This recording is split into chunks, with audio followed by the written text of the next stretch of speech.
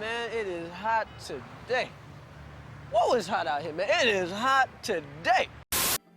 In light of the recent IPCC report issuing a code red warning for humanity, climate hopelessness is at an all-time high. As I've spoken about many times before in my videos addressing the climate movement, Gen Z, and the psychology of collapse, there's no mincing words and no sense in beating around the bush. We are in hell, and in many ways, things are gonna get worse. And yet, I'm as passionately Solarpunk as ever. Recently, I released a music video based on Solarpunk to lend some encouragement to all those involved in the movement.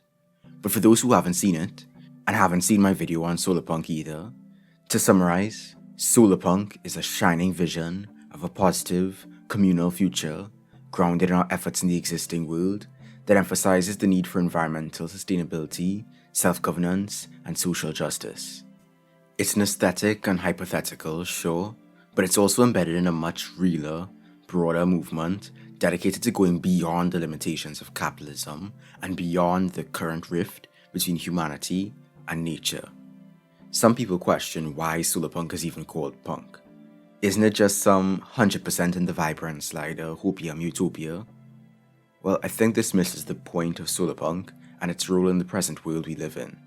There is emphasis on the future among Solarpunk spaces, but the punk aspect of Solarpunk is derived from its rebellion against the war on hope today. In this world, imagining and fighting for a Solarpunk future goes contrary to everything those in power want for us. It's an uphill battle, one that leans on hope in humanity, to plant the seeds of reimagination in the minds of many. I've spoken against blind hope in the past, but the hope I speak of here should, in my view, be closer to balanced realism.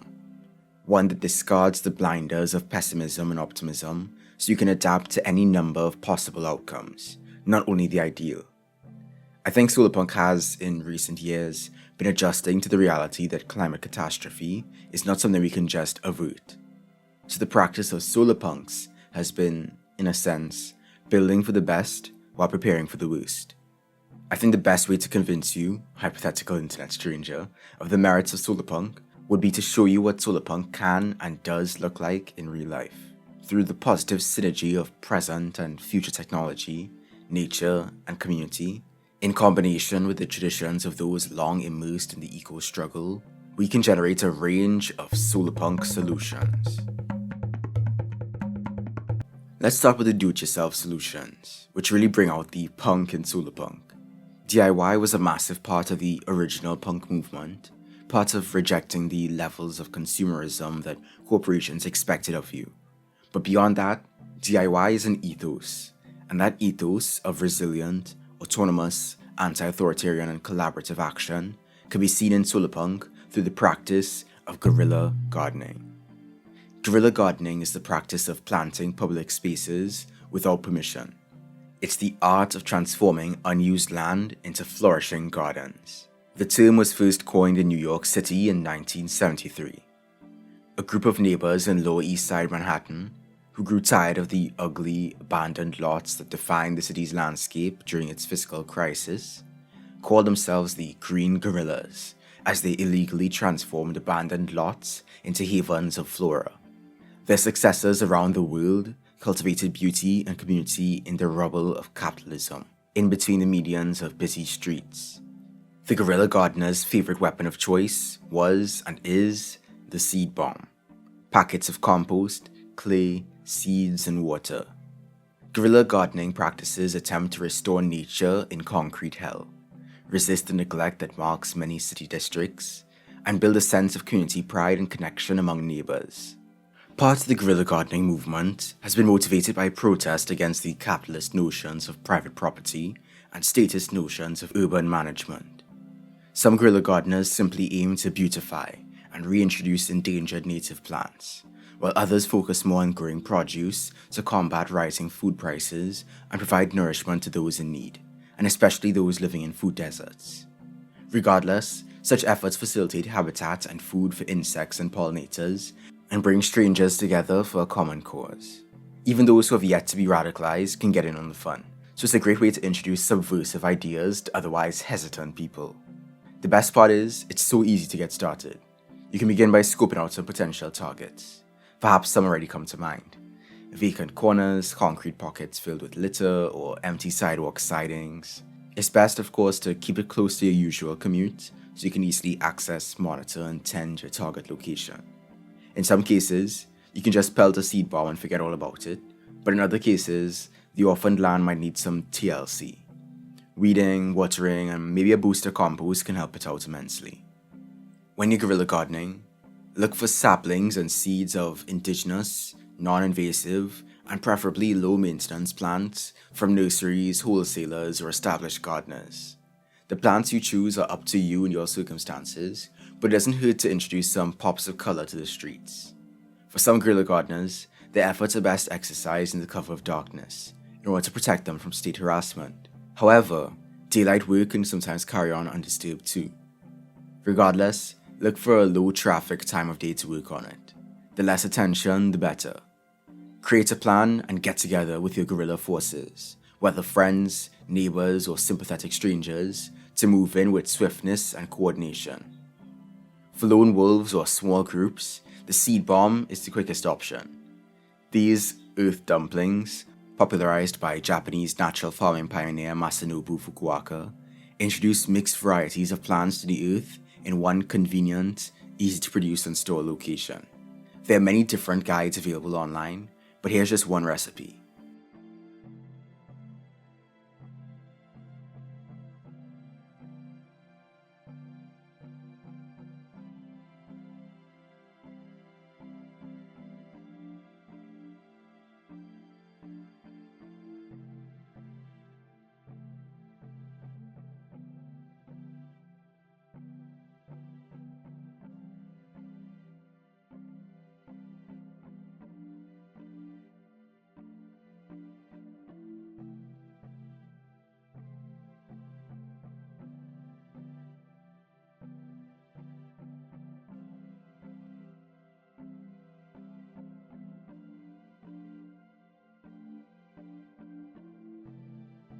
As for some final tips, cultivate when you can, throw your seed bombs in the right season of the year, aim for quality over quantity, wear sturdy but comfortable shoes, source plants and materials as cheaply as possible, remember to walk with bags so you can easily collect any garbage, rocks and weeds that you're clearing away, give your plants a little water from time to time, and give your plants a boost with compost when you can. Remember, there are other methods of seed distribution you can try out beyond what I've presented, so be creative. For example, at SF in Bloom on TikTok skateboards around San Francisco with a pepper shaker bottle and spreads native seeds that way. Lastly, check out at Octavia Chill on TikTok. She's an anarchist guerrilla gardener with some great resources if you'd like to learn more about how you and or your affinity group can get started. Let's turn now to community level solutions, because Solarpunk's got you covered there too. Part of our aim is for the radical development of communal food autonomy through food forest commons. A food forest, or forest garden, is a diverse planting of edible plants that attempts to mimic the ecosystems and patterns found in nature. They aim to be three-dimensional, with life extending up, down, and out in all directions. Food forests are rooted in permaculture principles. Our Changing Climate already has an excellent video on permaculture that you can check out, and you should probably watch my video on permablitzing too. But put simply, permaculture is a design philosophy that integrates land, resources, people, and the environment through mutually beneficial synergies, imitating the diverse, harmonious, stable, resilient, no waste, and closed-loop systems seen in nature. Permaculture seeks to work with, rather than against, nature. Food forests, by the way, are nothing new. In the tropics, from India to Indonesia to the Americas to Africa, such practices were the standard and have been at work for thousands of years. The lush Amazon, frequently called the lungs of the earth, has been carefully cultivated by indigenous peoples for millennia. Gatherer hunters knew which areas produced which desirable foods and medicines, and it informed their movements and actions, encouraging certain flora to thrive and reproduce. With just a little bit of effort, they sustain themselves for generations. In one case, a food forest in Morocco has persisted for 2,000 years, providing date palms, bananas, olives, figs, pomegranates, guava, citrus, and mulberry to the community. Jeff Lawton, the prominent permaculture consultant who wrote about this place, also found a 300-year-old food forest in Vietnam that had been cultivated by the exact same family for 28 generations. However, when colonizers made landfall during the primary age of colonial conquest, they saw wilderness to be exploited, rather than managed systems to care for and leave behind as a legacy for future generations. So what does a food forest look like? Well, it's not a plot of land with rows of trees, or rows of trees and some plants underneath, or rows of trees with rows of other plants alternating between them. Those are all just types of orchards. A food forest is a multi-layer, virtually self-sustaining, living ecosystem that lets nature do the work. The most popular food forest model carefully copies a successful natural forest and consists of 7 layers: tall trees, low trees, shrubs, herbs, ground covers, vines, and root crops. Before you even begin putting down the layers though, you need to get together with your community, catalyst group, gardening club, or whatever to choose a location and create a plan. According to startafoodforest.com, once fully established, which takes about 5 years give or take, it can take only 1/30th of an acre, or 1450 square feet of food forest, to sustain one person for a year. See how you can share land with your neighbors, or appropriate unused land if you don't have enough space. You plant the tall trees or overstory first, keeping the mature size in mind as you space them out. The tall trees build up the soil and provide some shade while letting light through to other plants in the forest. They can be fruit trees, nut trees, or, with some pruning, just sources of wood. After the tall trees have had a bit of time to establish themselves, you can then plant the understory, or low trees. They can be the dwarf versions of the overstory trees, or they can introduce new fruits and nuts entirely. If you don't have much space for a full 7-layer forest garden, the understory can work as the tallest layer of the forest if you so choose. Next, plant the shrub layer, which may be one of the more populous of the food forest layers. Some shrubs love sunlight, while others love shade, so you can find them all over the garden. Whether hazelnuts, bamboos, roses, or blueberries, this is where preferences can really shine. It's up to the community to determine what you're trying to incorporate, whether food, crafts, ornamentals, birds, insects, native plants, exotics, or just raw biodiversity. Once your overstory, understory, and shrub layers are established, you can move on to the herb layer. Herbs are generally defined as any non-woody vegetation, whether flowers, veggies, or culinary plants like thyme. Herbs like it sunny in most cases, so plant them where there's space and sun to grow. Some herbs are super spreaders like mint, so consider containing them somewhat in raised beds or pots. Meanwhile, other herbs, like cannabis, can just grow straight up. I'd recommend selecting self-seeders and perennials, but if there are some annuals you want to include, that's fine too. Start the herbs in pots though, and give them some time to properly build up before putting them in the ground. Next, you want to plant your ground covers. They provide even more food and habitat, snuggled between your shrubs and herbs. These ground huggers include leafy greens like lettuce and sweet treats like strawberries. They protect your food forest from invasive weeds, giving them no space to take root. And speaking of taking root, you can also bring in the last 2 layers of the food forest, the root layer and vine layer. One goes up and the other goes down into the ground. For the root layer, stick to shallow-rooted crops like sweet potatoes, garlic, and onions. If you don't harvest them all, the rot of roots can add some healthy humus to the soil. For the vines like pumpkin, cucumber, and grapes, sure you can add trellises and fences to guide their growth, but having them up your trees and spread across the forest floor is more legit, at least in my opinion. Be careful about adding too many though, because you don't want them to strangle the other plants. And I mean, that's it. Don't forget paths, of course, and maybe you can introduce some chickens, but it's not a requirement. The benefits of food forests, once they've been established, are innumerable. They sequester carbon, cool the climate, provide habitat for wildlife, develop resilience through biodiversity, enrich the soil, provide beauty and tranquility, provide great yields, attract beneficial insects and pollinators, and produce their own mulch, compost, and fertilizer, all for very little maintenance and zero damaging herbicides and pesticides, weeding, crop rotation, mowing, or even excessive digging. Be patient, observe the environment, and work well with your community to make cities, suburbs, and country bloom. Solarpunk borrows from anarchic and socialist ideas, including the notion that we should control our own labor. Syndicates and worker cooperatives, while limited under capitalism, can help facilitate the cooperation of farmers, scientists, and the broader community to develop technologies and techniques that can benefit the whole population instead of just the wealthy few. And here is where I tiptoe into some controversial territory. I think there's a lot of benefit to be enjoyed from GMOs. For the unaware, GMOs stands for genetically modified organisms. Put simply, they're organisms whose DNA has been modified using genetic engineering technology. While the selective breeding of the past has helped give humanity certain crops with certain desirable traits, it takes many generations to see any kind of success. Meanwhile, through genetic engineering technology, we've been able to accelerate this process to improve the growth, pest resistance, nutritional content, and ease of farming for many staple crops. However, it's not all sunshine and rainbows.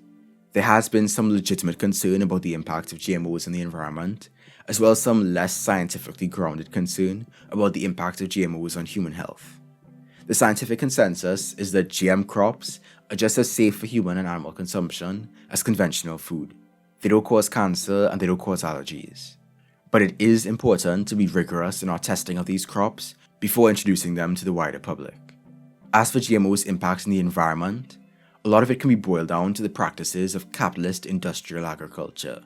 Besides the patents and monopolies that manipulate and foster debilitating dependency on multinational agricultural corporations like Monsanto, the way that GMOs are currently used in monoculture farming contributes to the current decrease in biodiversity and ongoing evolution of resilient pests and diseases that can easily wipe out large populations of flora. We need to liberate the innovations and benefits of GMOs from their current environmentally damaging uses. We need to seize them from the clutches of these corporations and venture into the currently uncharted territory of their immense potential. Our climate is changing, and we need our food sources to change with it to minimize the casualties of collapse. Developing hardy, drought-resistant, and vitamin-dense crops, like the famed golden rice, can go a long way in supporting our communities through crises. And even beyond plants, GMOs can work to reduce the spread of mosquito-borne diseases. I think there are some important ethical considerations to be had about things like genetically modified pigs that grow organs for humans, but still, to take a step into speculative territory, maybe in the near future we can look forward to bamboos as strong as steel, medicines in the forms of fruits and veggies, bioluminescent trees to light our streets, soaps made from leaves and tree sap, mushrooms that can absorb toxic radiation, microorganisms that can quickly break down plastic waste. Shall I go on? What I want to emphasize, though, is the need for community control and accountability throughout the GMO development process. These worker cooperatives need to be transparent and accessible, dispersing knowledge and resources for the benefit of all. GMOs can only be Solarpunk if they work to empower people and the environment, not corporations. To bring things to a close, I've asked our changing climate to present just one more simple Solarpunk solution. Guerrilla gardening, food forests, and reclaiming GMOs are powerful tools of transformation, but they are just one part of a Solarpunk vision. Solarpunk also imagines what it means to live well inside the home in an environmentally ethical and resilient way. As the climate continues to rage and the forces of capitalism drive us deeper into collapse, extreme heat will only get worse. And the fossil fuel-driven air conditioning we currently use is a false solution to this heat. These machines, which we use to bring cool air indoors, are driving temperatures outdoors even higher. Solarpunk, once again, could offer a solution: terracotta air conditioning. A beautiful solution that combines the biomimicry of beehives with the cooling properties of wet terracotta. Terracotta cooling systems have already been tried and tested by a team of scientists in New Delhi, and work through a very simple mechanism. First, pipes pour water on top of a structure of hundreds of tubes, completely soaking them. And as air flows through this wet terracotta, it cools significantly. This process is similar to how your body cools you down with sweat droplets. And finally, as the water makes its way to the bottom of the structure, it's collected in a basin and recycled up to the top to complete a closed-loop system. When working properly, the structure can cool air by as much as 20 degrees Fahrenheit or 6 degrees Celsius. The team of New Delhi scientists have even automated the process to provide optimal water flow so it doesn't require any work. But if creating an automatic water release system at the top is too complex, you can simply pour water onto the terracotta structure every so often. The promise of this system lies in the terracotta's simplicity and beauty. It can be built and implemented quickly as long as you have a bit of water and some friends or community to help make terracotta cylinders. Cylinders that aren't beholden to any chemical coolants or fossil fuels, yet are extremely effective. In this way, the terracotta air conditioner reflects the core of a Solarpunk vision. It combines the aesthetics of a naturally made beehive with the DIY attitudes of punk. It uses technology in a way that expands access to a comfortable life and brings the workings of the natural world in harmony with the human one. In short, it builds resilience to the climate crisis in a decentralized, accessible, and beautiful way. Thanks for the help. All in all, whether through guerrilla gardening, food forest commons, GMO co-ops, or terracotta climate control, we can be empowered by Solarpunk to take action in our communities to build resilience in the face of climate crisis. Through a positive synergy of power to the people, lessons from Mother Nature, and our technological potential, we can build a better world here and now. I hope you'll join me on the ground. Peace. Check out our Changing Climate's companion video to this video for even more Solarpunk solutions. And if this video gets to 50,000 views, I'll do a part 2. Ambitious, I know, but let's shoot for the stars. Thanks for watching. Please like, comment, subscribe, and share with your fellow peoples. Thanks once again, of course, to the family. If you can, join these beautiful humans and support me too on patreon.com/sainttrue. Check out all my other videos for a range of radical topics. Follow me on Twitter @_sainttrue. Thanks again. Peace.